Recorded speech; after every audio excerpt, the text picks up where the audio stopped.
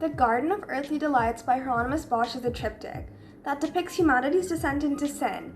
It is named after the central panel, which shows humans partaking in sinful activities in a fruitful garden.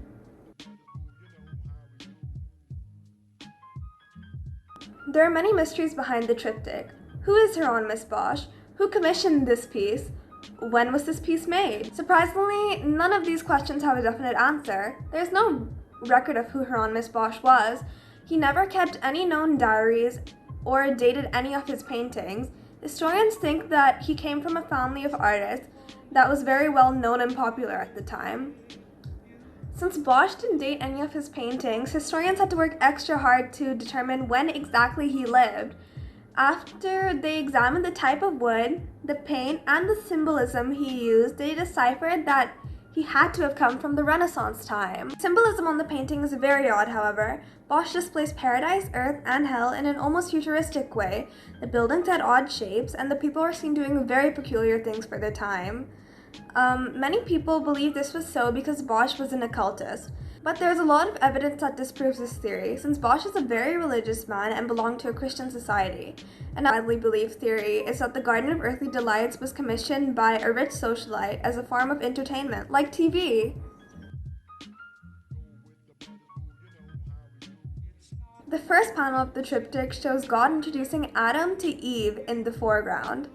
Behind them, Bosch shows the Garden of Eden, beautifully full of exotic animals and wild-looking nature. Since the triptych was supposed to be read like a book, Bosch was depicting the inciting force for the chaos in the next panel.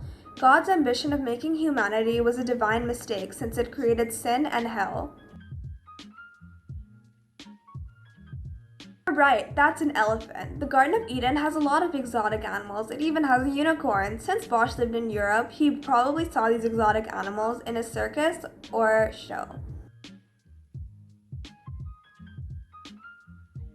Garden of Earthly Delights is shown in the middle panel. It is the biggest and most confusing of the three. The panel shows the sin that takes place on Earth in an extreme way.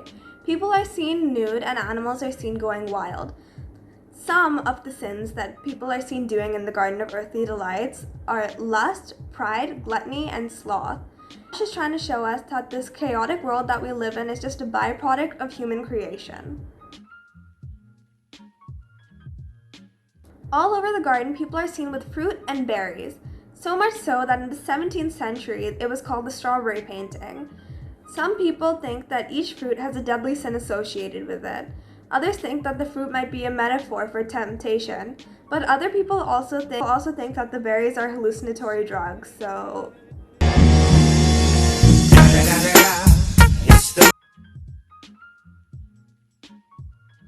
Third panel contains Bosch's perspective on hell. He depicts it as a cold and terrifying place, riddled with demons.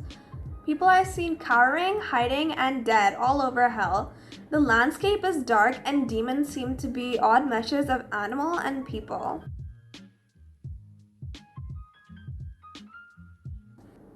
You're right, that's the true man, an odd-looking demon with a hollow body containing sheltering humans, but it is the face of the true man that is the most interesting.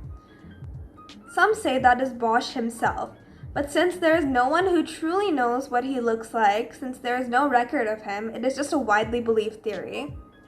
Even though this painting is odd and excessive, it is still a very beautiful piece. The Garden of Earthly Delights inspired a lot of surrealism painters, including but not limited to Salvador Dali. There's a very cool online exhibition about it too.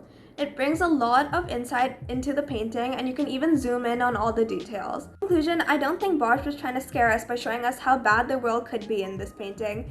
Instead, he was trying to show us how human life would be without any rules or regulations.